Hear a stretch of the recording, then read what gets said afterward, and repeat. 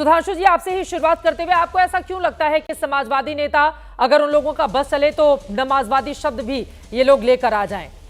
ये सिर्फ मुस्लिम vote bank की पॉलिटिक्स के इतर भारतीय जनता पार्टी को नजर क्यों नहीं आता है, जो बातें कही गई हैं तेजस्वी यादव की ओर से? सुधांशु जी। देखिए, यहां पर अगर सिर्फ संविधान की बात होती तो संसद के द्वारा पारित संविधान का कानून जो संविधान सम्मत है और एक नहीं आधा दर्जन हाई कोर्ट्स के जजमेंट इसके पक्ष में है, फिर भी अगर उनको इस विषय को लेकर कोई समस्या है तो मामला सर्वोच्च न्यायालय में विचाराधीन है। उसके लिए कोई ये कहे कूड़ेदान में फेंक देंगे तो इसका साफ मतलब है कि संवैधानिक संस्थाओं का, संसद का, न्यायालय का रत्ती भर भी सम्मान उनके अंदर नहीं है। यह वही भावना है जो 50 साल पहले यहां पे दिखी थी इमरजेंसी में कि मैं अपनी सियासी हार जीत के तराजू पे तौलूंगा, मैं जीतूंगा तो संविधान मेरे लिए है। इंदिरा जी ने कहा हम नहीं जीतेंगे तो संविधान को कूड़ेदान में डाल देंगे। आज यही तेजस्वी यादव जी कह रहे हैं। और फिर मैंने क्यों यह शब्द प्रयोग किया आपको स्पष्ट पूछना चाहता हूं। यह वक्फ बोर्ड में वक्फ वल औलाद और जिस ढंग के शब्दों, जिस प्रावधानों के लिए ये वकालत कर रहे हैं, मैं पूछना चाहता हूं वो प्रावधान दुनिया में कहां है?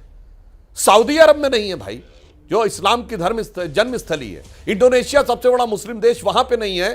टर्की में नहीं है जहां पे खलीफत रही थी। पाकिस्तान, बांग्लादेश तो छोड़िए, जहां आईएसआईएस है उस सीरिया और इराक में नहीं है।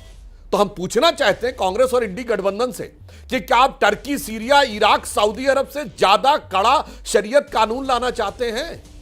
ये लोग उठा उठा के संविधान का मुखौटा दिखा के मनुस्मृति की बात करते हैं, वो तो छोड़िए, ये तो शरिया स्क्रिप्ट कर रहे हैं। इन्होंने मौलवी स्क्रिप्ट बनाने का काम किया है। और मैं चैलेंज करके कहता हूं, शरिया के 1 दर्जन प्रावधान ऐसे हैं जो इनकी सरकारों में भारत के संविधान के हिस्से बने।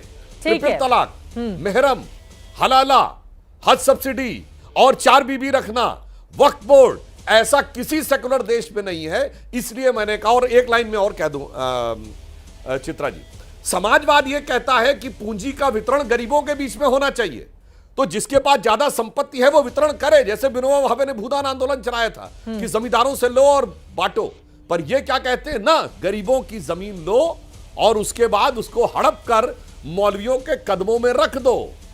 इसलिए हमने नमाजवाद शब्द का प्रयोग किया। ठीक है, अभय दुबे के पास मैं जाऊंगी, उसके पहले समाज, ठीक है, आरजेडी पार्टी के सांसद है मनोज झा, उन्होंने चूंकि आपको लेकर टिप्पणी की है, इसका भी जवाब आप जल्दी से दे दीजिए।